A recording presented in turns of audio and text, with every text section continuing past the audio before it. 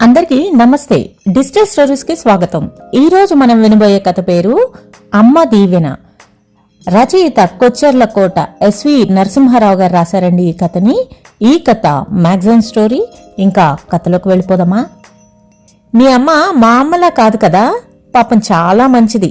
తనకున్న కసి కోపం లోపలే అణగదొక్కి పైకి మాత్రం చాలా మామూలుగా అంది ఆర్నవి. అవును, అందరూ అలా ఉండలేరు. పని ధ్యాసలో పరధ్యానంగా కూతురు మాటకి వంతపాడింది కౌముది. అవును, మీ అమ్మ పోలికలు మా అమ్మకెందుకు రాలేదంటావు? అప్పటికి విషయం అర్థమై రాకే చక్కా వచ్చాయి. మీ అమ్మే మిమ్మల్ని ఇబ్బంది పెట్టకూడదని తమాయించుకుంటుంది. నువ్విప్పుడు చూస్తున్నావు మీ అమ్మమ్మని. అప్పట్లో అయితేనా తను చెప్పిన దానికి తేడా చేస్తే మాకు చాకిరేవు పెట్టేసేది. సరదాగా కొన్నాళ్ల పాటు మా అమ్మ ఏం చేసేదో నన్ను చేసి చూపించమంటావా? కవ్వింపుగా కూతుర్ని అడిగింది. ఏం కాదు, అమ్మమ్మ చాలా మంచిది. ఇప్పుడు అలాగే కనిపిస్తుంది. నా పెళ్లి కాకముందు చూడాల్సింది అసలు సిసలు అమ్మమ్మని. నేను నమ్మను, నువ్వు నమ్మవని నాకు తెలుసు. అయినా ఇలాంటివన్నీ అర్థం కావాలంటే నీకు కూడా పెళ్ళై నీలాంటి తిక్కల పిల్ల పుట్టుకు రావాలి. ఆమె మాటలో కొంత అసహనం ఉన్నా ఎంతైనా కూతురు కాలిలో ముళ్ళు దిగితే తను నొప్పితో విలవిల్లాడిపోయే తల్లి కదా. ఆ సాధింపు వెనక ఒక దీవెన కూడా దాక్కుని ఉంది. అదే మరి ఏమన్నా అంటే ఆ మాటే అంటావు. సర్రును కోపం వచ్చింది ఆర్నవికి.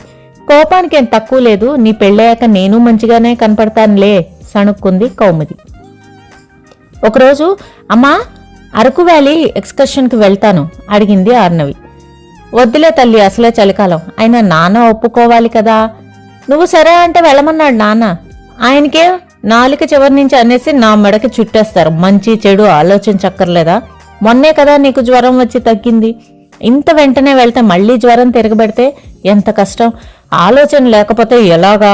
భర్త మీద విసుక్కుంటూ కూతురికి కాదని చెప్పేసింది కౌముది.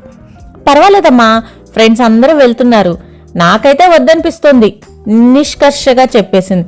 అన్నిటికీ అలా అంటావేమిటి? విసుక్కుంది. రేపు నువ్వు అమ్మ అయ్యాక తెలుస్తుందిలే. నీలా కాదు, నేను నా పిల్లల్ని ఎప్పుడు కావాలంటే అప్పుడు, ఎక్కడికి కావాలంటే అక్కడికి పంపించేస్తాను పౌరుషంగా చెప్పింది. అదే చూద్దాం చిన్నగా నవ్వింది కౌముది. ఈ కాలం పిల్లలు మామూలేగా. చివరికి కూతురు మాటే నెగ్గింది. ఆర్నవి ఇంటర్ ఇంజనీరింగ్ చదివే టైంలో ఇలాంటివి చాలానే జరిగాయి. దాంతో పాపం కౌముది మీద అన్నిటికీ వద్దంటున్న ముద్ర పడిపోయింది. ఆ రోజు రాత్రి తండ్రి కూతురు కలిసి చిన్న మీటింగ్ ఏర్పాటు చేశారు. వంట వద్దని బయట నుంచి బిర్యానీ అవి ఆర్డర్ చేసి తిన్న తర్వాత తీరిగ్గా కౌముదిని గుమ్ముగ్గులోకి లాగారు. విషయం ఏంటంటే ఆర్నవి ఎంఎస్ చేయడానికి యూఎస్ఏ వెళ్దామని సరదా పడుతుంది. తండ్రి పెద్దగా అభ్యంతరం పెట్టలేదు. కౌముదికి మెల్లగా విషయం చెప్పి ఒప్పించాలే ప్రయత్నం. నేను చచ్చినా ఒప్పుకోను ఖరాఖండిగా చెప్పేసింది కౌముది. అది కాదమ్మా, కూతురు మాటలు వినిపించుకోకుండా నువ్వు మాకు ఒక్కదానివి. 4 ఏళ్లలో నువ్వు వెనక్కి వస్తానంటున్నావు, కానీ అక్కడికి వెళ్ళిన వాళ్ళు ఎవ్వరూ తిరిగి వచ్చిన దాఖలాలు లేవు. నువ్వు పుట్టాక నిన్ను ఒక్కరోజైనా వదిలి ఉండలేదు. ఇప్పుడు నన్ను వదిలేసి ఎలా వెళ్ళిపోతాను అంటున్నావు? కళ్ళ నీళ్లు తిప్పేసింది. అది కాదమ్మా, మా ఫ్రెండ్స్ అందరూ వెళ్తున్నారు అంటూ రకరకాలుగా తల్లిని కన్విన్స్ చేసే ప్రయత్నం చేసింది ఆర్నవి. ఇప్పుడు నీకు అర్థం కాదులే, నీకు కూడా ఒక చంటిది పుట్టి అది నిన్ను వదిలేసిపోతాను అంటే తెలిసొస్తుంది. అబ్బా, మళ్ళీ అదే మాట అని తలకొట్టుకొని కన్న కూతుర్నే చెప్పిస్తున్నావా అని అడిగింది. మరి నీ కూతురు నిన్ను వదిలి వెళ్ళడం శాపమా? ఇప్పుడు నా కూతురు అమెరికా వెళ్తానంటే నాకు వరమా? నిలేసింది కౌముది. అది కాదు కౌముది, నీ ఫ్రెండ్ విశాల కూతుర్ని పంపలేదా? పాపం ఆర్నవి సరదా పడుతుంది కదా. అయినా ఈ కాలంలో అమెరికాని దూరం కింద ఎవరూ చూడట్లేదు. మనం కూడా ఎప్పుడు కావాలంటే అప్పుడు వెళ్ళొచ్చు. దాని ఫ్యూచర్ గురించి కూడా ఆలోచించాలి కదా. నీకు దానికి ఇష్టమైతే నన్ను అడిగేదేముందిలే, మీ ఇద్దరికీ నచ్చినట్టు చెయ్యండి. కౌముదికి కష్టం తోచినట్టు అర్థమైంది శ్రోతలకి. అప్పటికి ఊరుకున్న ఆర్నవి అమెరికా ప్రయత్నాలు ఆపలేదు. తండ్రి కూతురు కలిసి గుట్టిగా అమెరికా కాలేజీలో సీట్ వచ్చేదాకా చెప్పకుండా ఫీజు కట్టే ముందు మళ్లీ ఒకసారి కదిపారు. కూతురు యుఎస్ ప్రయాణం మానేసిందని సంతోషపడుతున్న కౌముదికి చాలా బాధ అనిపించింది. మీ ఇద్దరికీ ఇష్టమైతే నిరభ్యంతరంగా వెళ్ళొచ్చు అని ముభావంగా చెప్పేసి ఆ క్షణం నుంచి వాళ్లతో అవసరం ఉన్నా మాట్లాడడం మానేసింది. వాళ్ళు ఏదన్నా అడిగితే అంటీ ముట్టనట్లు జవాబు ఇవ్వడం మొదలుపెట్టింది. ఈలోగా అనుకోని సంఘటన ఒకటి జరిగింది. రా అన్నయ్య, ఫోన్ అయినా చేయకుండా వచ్చావు, అంతా కులాసానా అంటూ ఊరి నుంచి దిగిన అన్నగారిని ప్రేమగా ఆహ్వానించింది కౌముది. మామయ్య, అత్తయ్య ఎలా ఉంది అంటే నా గురించి ఏం అడగవా? అత్తయ్య ఎక్కువైందా నీకు? అన్యాయం కదా, జాలిగా మొహం పెట్టాడు కిషోర్. నువ్వు బానే కనిపిస్తున్నావు కదా, చేతులతో ఆయన లావైనట్టు చూపిస్తూ నవ్వింది ఆర్నవి. బాగా లావయ్యానంటావా? నవ్వుతూ అడిగాడు మేనకోడల్ని. ఓ గుప్పెడు పొట్టొస్తే మంచిదే లేరా, అది అలాగే అంటుంది అన్నయ్యని సమర్థించింది కౌముది. బావగారు లేరా? అబ్బో, అంత గౌరవం ఎప్పటి నుంచి నాయనా? అప్పుడే ఇంట్లోకి అడుగు పెడుతూ ఆశ్చర్యంగా అడిగాడు ఆర్నవి తండ్రి. ఏం చేస్తాం, ఒక్కోసారి ఎలాంటి వాళ్ళకైనా గౌరవం ఇవ్వాల్సి వస్తుంది. అంటే ఏమిట్రా నీ ఉద్దేశం? అంతే. ఇద్దరూ పెద్దగా నవ్వుకున్నారు. కారణం, ఇద్దరు చిన్నప్పటి నుంచి మంచి స్నేహితులు. భోజనాలు చేస్తుండగా అసలు విషయం బయట పెట్టాడు కిషోర్. మనం అనుకుంటే సరిపోదన్నయ్య, వాళ్ళ ఉద్దేశాలు వేరేగా ఉన్నాయి. ఆయన గారి కూతుర్ని అమెరికా పంపుతారట చదువులకి, చాలా కష్టంగా చెప్పింది కౌముది. అమ్మకి అంత బాధగా ఉందా అనిపించింది ఆర్నవికి. తండ్రి మొహం చూసింది కొంచెం బేలగా. ఎప్పుడు వెళ్తున్నావు అమెరికా? మామయ్య ప్రశ్నకి వెర్రి నవ్వు నవ్వి, ఇంకా ఏం తెలీదు అంది. విమానం ఎక్కే ముందు రోజు చెప్తారులే అన్నయ్య. అదేమిటమ్మా అలా అంటావు? బాధగా అంది ఆర్నవి. చూడు చెల్లమ్మా, దానికి ఇష్టమై వెళ్తానంటే నువ్వు అడ్డు పెట్టకూడదు. ఈ రోజుల్లో ఎంతమంది వెళ్ళట్లేదు? అంతేలే అన్నయ్య, ఈ కష్టం తెలియాలంటే దానికి కూడా ఓ కూతురు పుట్టాలి. అబ్బా, మళ్ళీ మొదలెట్టింది. ఇరిటేషన్ వచ్చేసింది ఆర్నవికి. సాయంత్రం తిరిగి వెళ్లే ముందు, ఆర్నవి అమెరికా విషయం తెలిసాక నా ప్రపోజల్ గురించి ఇంకేం మాట్లాడలేకపోతున్నాను. చెల్లెల దగ్గర సెలవు తీసుకుంటూ అన్నాడు కిషోర్. ఏం చేస్తాం, మనం చాలానే అనుకుంటాం, మన చేతుల్లో ఏమీ లేదు. వదిన్ని ఏమి అనుకోవద్దని చెప్పు. విశ్వగాడికి నా తరపున సారీ చెప్పు, బాధపడింది కౌముది. రాత్రి మళ్ళీ ఒక చిన్న మీటింగ్. తాడో పేడో తేల్చేసి తల్లిని ఒప్పించాలని ఆర్నవి ప్రయత్నం. అయితే ఆమె ఆశ్చర్యపోయేలా తండ్రి స్వరం మారిపోయింది. అది కాదు నాన్న. లే తల్లి, నేను చెప్పేది విను ముందు, తర్వాత నీకు నచ్చిన నిర్ణయం తీసుకో. అమ్మ నేను కూడా కాదనం. తల్లి తరపున కూడా హామీ ఇచ్చాడు. విశ్వ మంచివాడు, సీఏ పాస్ అయి హైదరాబాద్లో మంచి ఉద్యోగం చేస్తున్నాడు. ఆస్తులు బానే ఉన్నాయి. వాడు నిన్ను ఇష్టపడ్డాడని కానీ నిజానికి అలాంటి సంబంధం తేవడం కొంచెం కష్టమే తల్లి. పైగా వాళ్ళొచ్చి నిన్ను ఇమ్మని అడుగుతున్నారు. ముఖ్యంగా అత్తయ్య మావయ్య చాలా మంచివాళ్ళు. అవకాశాలు అస్తమానం రావు. ఇప్పుడు వదిలేస్తే తర్వాత బాధపడాల్సి వస్తుందేమో ఆలోచించు. ఆర్నవికి ఉడుకుమొత్తనంగా ఉంది. ఒరే విశ్వా, ఎంత చెప్పాను నాకు యుఎస్ వెళ్ళడం ఒక పెద్ద డ్రీమ్ అని. ఒక్క 4 ఏళ్లు పెళ్లికి ఆగమంటే వినవా? నీ పని ఇప్పుడు కాదు, పైగా మామయ్యని పంపించి నన్ను ఇరికిస్తావా?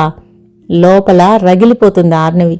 నిజానికి వాళ్ళిద్దరూ ప్రేమించుకున్నా అటూ ఇటూ పెద్దలకి ఏమాత్రం తెలియకుండా జాగ్రత్త పడ్డారు. నువ్వేం మాట్లాడవే అన్న భర్త వైపు నిర్లిప్తంగా చూసింది కౌముది. నా మాటకి ఏమాత్రం విలువ లేనప్పుడు మాట్లాడి ఏం ప్రయోజనం? ఇక లాభం లేదని, నాకు విశ్వాసం చేసుకోవడానికి అభ్యంతరం లేదు. మనసులో మాటను బయటపెట్టే అవకాశాన్ని వదులుకోవడం ఇష్టం లేక చెప్పేసింది ఆర్నవి. వింటున్న ఇద్దరు మొహాలు వెలిగిపోయాయి. కానీ యుఎస్ వెళ్ళి వచ్చాక అయితే ఓకే అంటే 4 ఏళ్ళు ఆగాలి మరి. కూతురు ఒప్పుకోవడంతో మురిసిపోయి మన్నాడే బామ్మర్ది ఊరికి ప్రయాణం అయ్యారు. 4 ఏళ్ళు ఆగడం సమస్య కాదు, కానీ మా అమ్మ నాన్న బాగుండగా వాడికి పెళ్లి చేసేయాలని నా తాపత్రయం. వదిన మాటకి ఏం చెప్పాలో తెలియక కూతురు వంక చూసింది కౌముది. అందరూ 10 సార్లు చెప్పిన మీదట తప్పనిసరే కొంత అయిష్టంగానే ఆర్నవి సరే అంది. ఫోన్లో మాత్రం విశ్వాన్ని వాయించేసింది. అది కాదే బాబు, మా అమ్మమ్మ తాతయ్య బాగుండగానే పెళ్లి చేసేయాలని అమ్మ పట్టు. దానికి నేను ఎదురు చెప్పలేకపోయాను, సారీనే బతిలాడాడు. అందరూ ఆనందంగా భోజనాలు చేస్తుండగా, ఇందాక ఒప్పుకున్నాను కానీ నేను అమెరికా వెళ్ళొస్తేనే కానీ ఈ పెళ్లి చేసుకోలేను. మళ్లీ పాత బాంబే పేల్చింది ఆర్నవి. మళ్లీ మొదటికొచ్చింది ఆ వ్యవహారం అనుకుంటూ తలలు పట్టుకున్నారు అందరూ. నిమిషానికి ఒక మాట అయితే ఎలాగమ్మా అన్న తండ్రి వైపు చూస్తూ, నానా నీకు తెలుసుగా నా ఏం, ఎలాగైనా అమెరికా వెళ్ళాలి. గారాలు పోయింది. పెళ్ళయ్యాక మీ ఆయన తీసుకెళ్తాళ్లే అన్న అత్తయ్య మాటల్ని తేలిగ్గా తీసేస్తూ, ఏం అక్కర్లేదు నేనేం వెళ్ళగలను టీవీగా చెప్పింది. అది కాదమ్మా, నచ్చ చెప్పపోయిన తల్లిని ఆగమని. ఈ నెలాఖరున మా ఆఫీస్ వాళ్ళు ఓ ప్రాజెక్టు పని మీద నన్ను 3 నెలలు యుఎస్ పంపిస్తున్నారు. ఇప్పుడే ఫోన్ వచ్చింది, అందుకని 4 నెలల తర్వాత ముహూర్తం పెట్టుకోండి, అభ్యంతరం లేదు నవ్వింది. ఆ విధంగా తన కోరిక తీరుతున్నందుకు మహదానందంగా ఉంది ఆర్నవికి. అమ్మయ్య అనుకున్నారు అందరూ. అమ్మా గట్టిగా పిలిచింది ఆర్నవి. అబ్బా ఎందుకే అలా అరుస్తావు, మొన్ననే పుట్టింది నీ కూతురు, అమ్మకి ఇంత నోరా అని హడలిపోతుంది అంటూ చేసే పని మధ్యలో వదిలేసి కూతురు దగ్గరికి హడావుడిగా వెళ్లి చూసి పక్కపక్క నవ్వింది కౌముది. ఏమి ఆరిందావే, బుగ్గలు నొక్కుంటూ అడిగింది. చూసావా, అప్పుడే అమ్మతనం పొంగుకొచ్చింది. నీ కూతురు చెవులు మూసి మరీ నా చెవులు చిల్లులు పడేలా అరుస్తున్నావా? బాగుంది తల్లి. సరేలే కానీ ఇలారా, దగ్గరికి పిలిచింది ఆర్నవి. ఏమైందమ్మా, ఏదైనా ఇబ్బందా? సిజేరియన్ అయ్యి ఎన్నాళ్ళు అవ్వలేదు, నొప్పిగా ఉందా? గాబరా పడింది తల్లి మనసు. ఏం లేదులే, ముందు ఇక్కడ కూర్చో. తల్లి చేయి పట్టుకుని మంచం మీద పక్కనే కూర్చోబెట్టుకుంది. చెప్పు తల్లి, ఏమిటి విషయం? ఏం లేదన్నాను కదా, విసుక్కుంటూ అమ్మని దగ్గర తీసుకుని కౌగిలించుకుంది. ఏమైంది నీకు? కూతుర్ని ఆప్యాయంగా హత్తుకుని అడుగుతూ మధ్యలో గమ్మున గుర్తొచ్చి, ఆగాగు, చంటిదానికి పాలిస్తున్నావు, అది నలిగిపోతుంది అంటూ దూరం జరగబోయింది. దాన్ని నేను చూసుకుంటున్నానులే, నువ్వు కదలకు ఆజ్ఞ జారీ చేసింది. ఏమైంది నాన్న, మీ ఆయన గుర్తొచ్చాడా? లాలన్గా అడిగింది. మధ్యలో వాడెందుకు? విసుగ్గా అంది. మేనల్లుడు కాబట్టి నేను వాడు అనొచ్చు, నువ్వన్నా అనకూడదు. దాంతో సరిపెట్టా, సంతోషించు. నీ ఎదురుగా వాణ్ణి తిడితే ఊరుకో కదా, నవ్వింది. చాలే ఊరుకో, ఇదివరకైతే నీకు బావ అవుతాడు కాబట్టి మీరు ఎలా పిలుచుకున్నా పట్టించుకోలేదు. వాడిప్పుడు నీకు మొగుడు, అందరి ఎదురుగా అలా మాట్లాడకు, తప్పు పడతారు, ముద్దుగా విసుక్కుంది. సరే కానీ విషయం ఏంటో చెప్పు. 2 నిమిషాలు మౌనం. ఏమ్మా, ఏమైందమ్మా, ఎందుకు ఏడుస్తున్నావు? కంగారుగా అడుగుతూ దూరం జరుగుతున్న తల్లిని ఇంకా గట్టిగా హత్తుకొని, ఉండు, వదలకు, చిన్నగా అరిచింది. చంటిదాన్ని చూసుకో, నలిగిపోగలదు, జాగ్రత్త చెప్పింది తల్లి. నాకంటే పాపే ఎక్కువైంది నీకు, గారంగా విసుక్కుంది ఆర్నవి. అంతే కదా మరి, నాకు ఈ బుల్లి బంగారమే ఎక్కువ అని నవ్వింది. ఇంతకీ విషయం ఏమిటో చెప్పు, ఎవరి మీద ఈ బెంగ? నా చిన్నప్పటి నుండి అస్తమాను నువ్వు ఒక మాట అనేదాన్ని గుర్తుందా? మెల్లిగా అడిగింది. ఏమో, చాలా అనే ఉంటాను, ఒక మాట అంటే గుర్తు రావడం లేదు. కూతురు అంత ఎమోషనల్గా అవడం మొదటిసారి చూస్తూ ఆశ్చర్యపోతుంది కౌమంది. ఆ మాట మొదట్లో కొన్ని రోజులు నేను పెద్దగా పట్టించుకోలేదు, కానీ అదే మాట నువ్వు రిపీటెడ్గా అంటూ ఉంటే నేను 10th క్లాసులోకి వచ్చినప్పటి నుంచి లెక్క పెట్టి నోట్ చేసుకోవడం మొదలుపెట్టాను. నువ్వు ఆ మాట నేను లెక్క పెట్టడం మొదలుపెట్టాక మొన్నటి వరకు 1116 సార్లు అన్నావు తెలుసా, డేట్లతో సహా రాసి పెట్టుకున్నాను. అవునా, ఆశ్చర్యపోయింది కౌముది. ఏం మాట అది? ఏమన్నా తిట్టా? అర్థం కాలేదు. నువ్వు బంగారు తల్లివి, తిట్టడం కాదమ్మా, అది దీవెన, అమ్మని ముద్దు పెట్టుకుంది ఆర్నవి. కూతుర్లో మరో కోణం చూస్తున్న కౌముది మనసు కరిగిపోయింది. చిట్టి తల్లి, ఏమని దీవించాను? కళ్ళనీళ్ళు ఆపుకుంటూ అడిగింది. అన్నిసార్లు అన్నా నీకు గుర్తులేదు అంటే చిత్రంగా ఉందమ్మా అని నవ్వి, అస్తమానం అనేదానివి, నీకు అమ్మ అయ్యాక అర్థమవుతుందిలే అని ఆర్నవి గొంతు గద్గదమైంది. ఇదిగో అయ్యాను కదా, ఒళ్ళో ఉన్న పసిగుడ్డును చూపిస్తూ, ఇప్పుడు అర్థమైందమ్మా అని మళ్ళీ అమ్మని వాటేసుకుంది. నిన్ను చాలా ఇబ్బందులు పెట్టాను, నన్ను క్షమించు. పిచ్చిదానిలా మాట్లాడుకు, నువ్వు బంగారు తల్లివి, పిల్లలన్నాక అలాగే ఉంటారు, ఉండాలి కూడా. బాలింతరాలివి, వెర్రి మొర్రి ఆలోచనలు పెట్టుకోక ఆనందంగా ఉండు, ప్రేమగా విసుక్కుంది. అమ్మవి, అంతకంటే ఏమంటావులే, చూడ చక్కని మనవరాలనిచ్చావు, ఇంకేం కావాలి అంటూ తను కూతుర్ని ముద్దు పెట్టుకుంది కౌముది. అప్పటి వరకు ఊరుకొని కేర్మన్న మనవరాల్ని తన ఒళ్ళోకి తీసుకుని, ఇదిగో మనవరాలా, మీ అమ్మ నన్ను ఎంత ఏడిపించిందో దానికి 2 నువ్వు ఏడిపించాలి, గుర్తుంచుకో అంది చంటిగుడ్డుని ముద్దెట్టుకుంటూ. ఇప్పుడే కదా నేనేమీ ఏడిపించలేదన్నావు, బిత్తరపోతూ అడిగింది ఆర్నవి. పాపం, నీ క్లీన్ చిట్ ఇచ్చేసాను అనుకుంటున్నావా? అదేం కాదు, ఇదిగో ఈ బుడంకాయ పుట్టిందిగా, నా కక్షంతా ఇది తీర్చుకుంటుందిలే. తల్లులిద్దరూ నవ్వుకున్నారు ఆనందంగా. అమ్మమ్మ చేతిలో ఉన్న చిట్టి తల్లి కూడా ఏడుపు మానేసింది ఏదో అర్థమైనట్లు. చంటిది పుట్టి 1 నెల అవుతుంది. అర్ధరాత్రి మనవరాల ఏడుపుకు మెలకు వచ్చింది కౌముదికి. ఓరకంటితో పక్క మంచం మీదకి తొంగి చూసింది. తను లేచి పాపని ఊరుకోపెట్టాలని అనుకున్నా, హైదరాబాద్ వెళ్తే ఇవన్నీ ఎలాగో ఆర్నవి ఒక్కతే పడాలి కదా, అందుకే అలవాటు అవని అనుకుని ఊరుకుంది. అప్పటికే గాఢ నిద్రలోంచి లేచి పిల్లకు పాలు ఇవ్వడానికి సమాయత్తమవుతూ విసుక్కుంటున్న కూతురు కష్టం చూసి ముందు జాలి అనిపించినా ఆమె అన్న మాటకు మాత్రం మురిపెంతో కూడిన పెద్ద నవ్వు వచ్చింది కౌముదికి. అయితే పైకి మాత్రం నవ్వకుండా బలవంతాన ఆపుకుంది. లేకపోతే కూతురు విసుగు తన మీదకు మళ్ళీపోయే ప్రమాదం ఉంటుంది అని తెలుసు. అబ్బా, అర్ధరాత్రి లేదు అపరాత్రి లేదు, ఎప్పుడు పడితే అప్పుడు ఆకలైనా పగలంతా నిద్రపోతావు, నన్ను ఏడిపించడానికి రాత్రి ఆటలు మొదలు పెడతావు.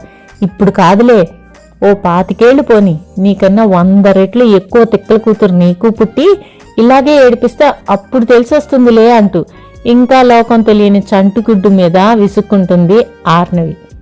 ఫ్రెండ్స్, ఈ కథ ఇంతటితో సమాప్తం. తిరిగి మరొక మంచి కథతో నెక్స్ట్ వీడియోలో కలుద్దాం. Thank you very much for listening.